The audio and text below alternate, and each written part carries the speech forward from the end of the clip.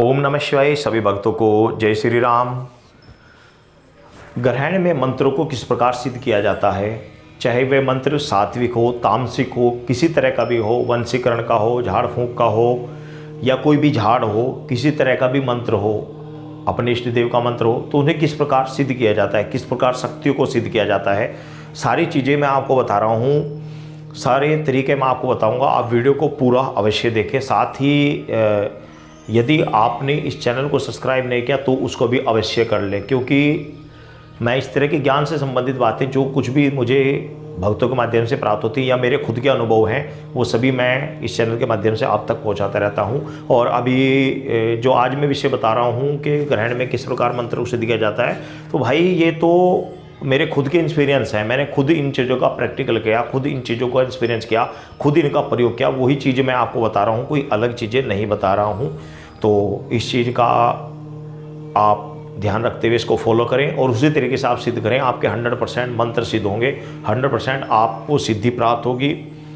देखो, सर्वप्रथम तो मैं आपको बता दूं, मान लिया सूर्य ग्रहण, चंद्र ग्रहण या होली दीपावली पर मंत्रों को सिद्ध किया जाता है, चाहे मंत्र वो किसी प्रकार का भी हो। सर्वप्रथम तो मैं बताता हूँ आपके इष्ट मंत्रों का। मान लिया आपके इष्ट हैं भगवान श्री रामचंद्र जी, हनुमान जी या भगवान शंकर, कोई भी आपके इष्ट हैं और उनके मंत्रों को आप सिद्ध करना चाहते हैं, तो मंत्रों को सिद्ध करने के लिए आपको होली दीपावली पे जो तरीका है वो और तामसिक मंत्रों को सिद्ध करने का एक ही तरीका होता है। कुछ मंत्रों का विधान अलग अलग होता है। कुछ मंत्र ऐसे होते हैं जिनमें कुछ विशेष तरीके से सिद्ध किया जाता है, तो उनकी विशेष विधि अलग ही होती है, वो एक अलग ही होती है। जैसे कि कोई यंत्र है, तो यंत्र को आपको 108 बार ग्रहण के चलते हुए लिखना पड़ेगा, 108 बार, उसके बाद उसे जल प्रवाह किया जाता है। तो ये तो यंत्र का हो गया। मंत्र को एक ही तरीके से सिद्ध किया जाता है। किस प्रकार किया जाता है वो भी मैं आपको बताऊंगा। सर्वप्रथम मैं आपको बता दूं सिद्धि के विषय में। यदि कोई मंत्रों की किसी देवता की सिद्धि करनी है ग्रहण काल में, तो वो की जाती है जल के अंदर। आप जल के अंदर खड़े होना, आपको इतना जल होना चाहिए यहाँ तक का, चाहे वो रुका हुआ जल ही हो, क्योंकि चलते जल में तो खड़े नहीं हो सकता आदमी, उसके गले तक यहाँ तक पानी आना चाहिए। और ग्रहण काल जब शुरू हो जाए तभी वह खड़ा हो जाए, और ग्रहण जब तक समाप्त होता है तब तक उसे उसी जल के अंदर खड़े होकर उस मंत्र का कंटिन्यू जाप करना होता है। ये होता है सिद्धि प्राप्त करने का तरीका। इस तरीके से सिद्धि प्राप्त होती है। लेकिन ग्रहण में सिद्धि प्राप्त होती क्यों है, एक्स्ट्रा टाइम में की उपेक्षा ग्रहण में ज़्यादा महत्व क्यों रखता है, ये सोचने वाली बात है। ग्रहण में क्या होता है, ग्रहण में जैसे कि आप कोई मंत्र का जाप कर रहे हैं अपने घर पर, तो उसका फल आपको 10 गुना मिलेगा। आप उसी मंत्र को आप जलाशय के पास कर रहे हैं तो आपको उसका फल 100 गुना मिलेगा।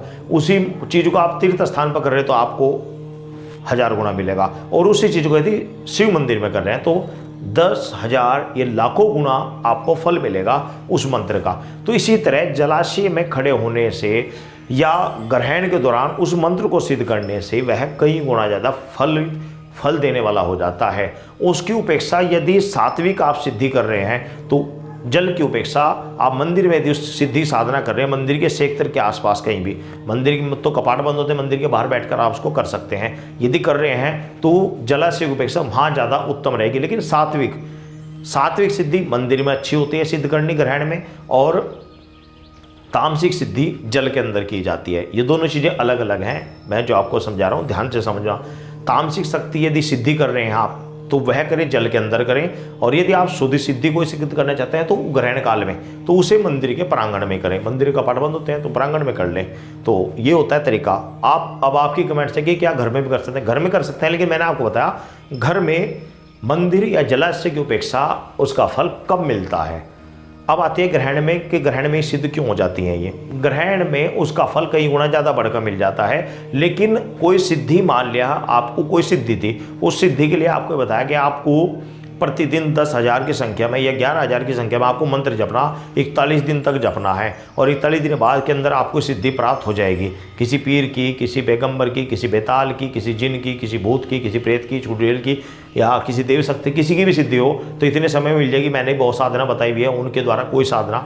लेकिन ग्रहण काल में एक दिन में सिद्धि हो रही है तो एक दिन में वो सिद्धि हो भी सकते हैं, नहीं भी हो सकती है। हो वो सकती हैं जिनकी लाइफ कम होती है, जो जल्दी शीघ्र प्रसन्न होने वाले हो जाते हैं। जैसे कि मैंने कुछ साधना डाली हुई हैं जो 3 दिन में सिद्ध हो जाती हैं, अप्सराएं साधना। कुछ साधनाएं ऐसे हैं जो 5 दिन में सिद्ध हो जाते हैं, कुछ साधनाएं ऐसे जो 11 दिन में हो जाती हैं। तो वो साधनाएं आपकी ग्रहण में सिद्ध हो जाएंगी, ना कि वो जो 41 दिन में सिद्ध होनी थी या 51 दिन में सिद्ध होनी थी, या देव शक्ति प्रसन्न होकर आएगी, आपकी सेवा करके प्रसन्न होकर आएगी। वो सिद्धि ग्रहण में सिद्ध नहीं होगी, वो सिद्धि नहीं होगी ग्रहण में सिद्ध। सिद्ध ग्रहण में वे सिद्धियाँ होती हैं जो छोटी होती हैं, छोटी सिद्धियाँ जिनमें मंत्रों का प्रयोग बहुत ही कम संख्या में होता है, वो ग्रहण में सिद्ध होती हैं, ना कि बड़ी सिद्धियाँ। बड़ी सिद्धियाँ ग्रहण में सिद्ध नहीं होती। ग्रहण में उनका मंत्र जागृत हो जाता है, उनके अंदर पावर आ जाती है। आपने 1 साल में जो जाप किया, उस जाप का फल आपको ग्रहण के 1 घंटे के जाप से मिल जाएगा। ये असली माइन पर्पज है। आप जो प्रतिदिन 108 बार ओम नमः शिवाय का जाप कर रहे हैं, 1 साल तक आपने जाप किया और आपने ग्रहण में 1 घंटा जाप किया, तो उसका फल आपको 1 घंटे में मिल जाएगा, क्योंकि उस समय कई गुना ज़्यादा बढ़ के मिलता है उसका फल। तो ये कारण होता है। तो आप समझ गए होंगे कि ग्रहण में मंत्र इसलिए जपा जाता है, इसलिए सिद्धियाँ की जाते हैं। तो कुछ सिद्धि जो जिनके मंत्र कम होते हैं वो ग्रहण में सिद्ध हो जाती हैं, बड़ी सिद्धि ग्रहण में सिद्ध नहीं होती। ठीक है ना, पहली बात तो सिद्धि क्लियर होगी। अब आती है मंत्रों की बात। मंत्र ग्रहण में बढ़कर मिलते हैं, ये आप समझ गए होंगे। अब आती है कि ग्रहण में मंत्रों को हम किस प्रकार सिद्ध करें, ग्रहण में हम झाड़ों को किस प्रकार सिद्ध करें। जो झाड़ हम यूज करते हैं, मैं भी करता हूँ बहुत सारे झाड़े, तो उनको आप ग्रहण में किस प्रकार सिद्ध करें। उसके लिए आप यदि मंदिर के प्रांगण में बैठ सकते हो तो मंदिर में बैठ जाएं, आप प्रांगण में बैठ जाएं। और मंदिर के अंदर यदि आप ग्रहण शुरू होने से पहले एंट्री कर पा रहे हैं तो कोई दिक्कत नहीं। अब हम क्या करते हैं, ग्रहण शुरू होने से पहले ही मंदिर के अंदर चले जाते हैं, मंदिर के कपाट को बंद कर देते हैं। उससे पहले ही जिस समय छाया पड़ती है या जिस समय पहले ही उसका सूतक लग जाता है, मंदिर के कपाट बंद कर दिए जाते हैं। लेकिन हमने मंदिर के बाईं साइड में एक मंदिर का छोटा कपाट हमने लगाया हुआ है, उस कपाट के द्वारा मंदिर के अंदर प्रवेश कर जाता है, जिसकी ग्रहण की रोशनी उसके कमरे मंदिर के अंदर नहीं जा पाती। तो उसके अंदर प्रवेश करके बिल्कुल बंद कर देते हैं। ग्रहण जब तक चलता है अंदर ही रहते हैं, उसके बाद बाहर निकलते हैं। तो उस समय तक ना किसी मूर्ति को छूते हैं ना किसी को छूते हैं, अंदर बैठकर जाप करते हैं। इसलिए मंत्र बहुत जल्दी सिद्ध हो जाते हैं और बहुत ज़्यादा पावरफुल सिद्ध हो जाते हैं। तो हम तो इस तरह करते हैं, लेकिन आप यदि इस तरह नहीं कर सकते तो मंदिर के प्रांगण में बैठ जाएं। नहीं बैठ सकते तो जलाशय के पास बैठ जाएं, तीर्थ स्थान पर चले जाएं, गंगा यमुना के आसपास बैठ जाएं। नहीं बैठ सकते तो घर पर बैठ कर ले, घर पे पूजा स्थान वहाँ पर बैठ कर ले। करने का तरीका क्या होता है, मेन उद्देश्य यह है कि करा कैसे जाता है। आपने अपने सामने 1 लोटे में जल रख लेना है, 1 लोटे में थोड़ी बराबर में मिठाई रख लेनी है। कोई भी मिठाई आप रख सकते हैं, मिठाई नहीं है तो आप थोड़ा शुगर चीनी यानी वो भी रख सकते हैं। आप किसी दोने में किसी कटोरी में रख लीजिए और आप मंत्रों को, जिस भी मंत्र को आप सिद्ध कर रहे हैं, उस मंत्र की जितनी संख्या 108 बार या 1 माला या 2 माला या 5 माला, जितनी माला, जैसे कि हम अपने इष्ट मंत्रों के साथ साथ फिर झाड़ों को याद करते हैं। तो झाड़ जो हमारी है उनकी किसी की 1 माला है, किसी की 2 माला है, किसी की 5 माला, तो सबकी करते रहते हैं। तो सबके आप जिस भी मंत्र का जितनी संख्या उतनी आपने जाप किया, उसके बाद थोड़ी सी चीनी या जो मिठाई है उसको उठाई और लोटे में डाल देनी है। ध्यान से समझ लेना। आपने मान लिया आपके पास झाड़ थी, आपके पास झाड़ है, भूत प्रेत जिनजिना झाड़ने के साथ कोई शक्ति की झाड़ है, माता की झाड़ है, तो उस झाड़ के लिए आपने झाड़ के लिए मंत्र को पढ़ा 108 बार जो आपने जाप किया ग्रहण काल में, और उसमें से आपने चीनी उठाई और लोटे में डाल दी, या आपने अपने इष्ट मंत्रों का जाप किया। तो आपने शुरू से लेकर लास्ट तक आप केवल अपने इष्ट मंत्रों का जाप कर रहे हैं, तो ये भी अति उत्तम होता है, उसको जाप करें, बहुत अच्छी बात है। जिनके पास कोई भी तंत्र मंत्र नहीं करते तो वो सूर्य ग्रहण स्टार्ट हो जाता है, उसी समय बैठ जाएं और ग्रहण के समाप्ति तक अपने इष्ट मंत्रों का जाप करें, या बीच में उठ सकते हैं तो बीच में कोई बात नहीं, जितनी देर वो कर सकते हो उतनी देर करें। और लोटे के अंदर मीठा डालें और उस लोटे को रख दें। जब सूर्य ग्रहण या चंद्र ग्रहण समाप्त हो जाए उसके बाद उसी को समर्पित कर दें, चंद्रदेव को, या सूर्य का तो सूर्यदेव को समर्पित। ओम सूर्याय नमः, ओम सूर्याय नमः, ओम चंद्रदेवताय नमः, ओम चंद्रदेवतभ्य नमः, ओम चंद्रदेवतभ्य। इस मंत्र को इस प्रकार बोलते हुए आप उसी को समर्पित कर दें। तो ये होता है ग्रहण में मंत्र तंत्रों को सिद्ध करने का तरीका। जितनी बार आपने निर्धारित किया है कि मैं इस मंत्र को 108 बार जपूंगा या 1000 बार जपूंगा, 1000 बार जपना, मिठाई को उठाना और लोटे में डाल देना।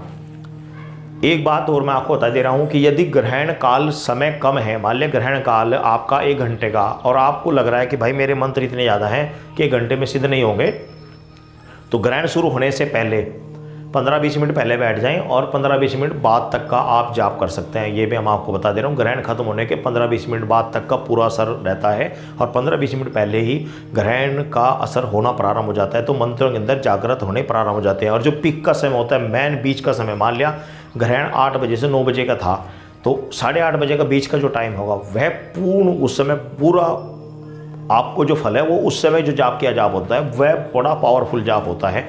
विशेष मंत्रों का जाप उस समय करना चाहिए जिस समय ग्रहण का बीच होता है केंद्र होता है ग्रहण का। उस समय जो अपने मेन मंत्र है उन मंत्रों का उस समय करना चाहिए। उस समय के आगे पीछे आप कोई भी मंत्र जाप कर, लेकिन जो मेन मंत्र हैं आपके उस समय उन्हें जापना चाहिए। और मेन मंत्रों में हमेशा अपने इष्ट देव के मंत्रों को रखना चाहिए। अपने जो इष्ट के मंत्र हैं उन मंत्रों को सिद्ध करना चाहिए। ग्रहण के मुख्य मेन टॉपिक पर जिस समय ग्रहण का मुख्य केंद्र चल रहा हो उस समय अपने इष्ट मंत्रों को जाप करना चाहिए, क्योंकि वही चीज़ सबसे ज़्यादा पावरफुल होती है। अपने इष्ट, जब तक आपके इष्ट मंत्र आपके पावरफुल नहीं होंगे तब तक आप किसी के लिए झाड़ा कर रहे हैं, कुछ भी कर रहे हैं तो आपके ऊपर अटैक होने की पूरी संभावना होती है। इसलिए कोशिश रखें कि अपने जो इष्ट हैं, इष्ट देव के मंत्रों को मजबूत रखें, उन्हें पावरफुल बना कर रखें, ठीक है ना। और पावरफुल बनाकर तो भी आपकी हर जगह में रक्षा करेंगे, हर जगह आपकी सहायता करेंगे। और इसमें मैं तामसिक बात नहीं कर रहा हूँ, मैं सभी देवताओं की बात कर रहा हूँ। देवताओं की इसलिए कि जैसे कि आप भगवान शिव की पूजा करते हो, ओम नमः शिवाय उनका प्रमुख मंत्र पंचाक्षरी मंत्र है, तो ओम नमः शिवाय को पिक के टाइम आप यूज करें, पिक के टाइम उससे सिद्ध करें, पिक के टाइम उससे का जाप करें, ताकि वह आपका पावरफुल रहे। पावरफुल रहेगा तो आप कहीं भी घूम रहे हैं आपके सारे कार्य अपने आप सिद्ध होते चले जाएंगे, आपके जो समस्याएं अपने आप दूर होते चले जाएंगे। तो आप समझ गए होंगे किस प्रकार सिद्ध किया जाता है, किस तरीके से किया जाता है। तो ये तरीके हैं, सही तरीके मैंने आपको बता दिया, आप समझ गए होंगे। यदि कोई चीज़ समझ में नहीं आया तो आप कमेंट्स करें, समय मिलने पर मैं जवाब अवश्य दे दूंगा। सभी भक्तों को जय श्री राम।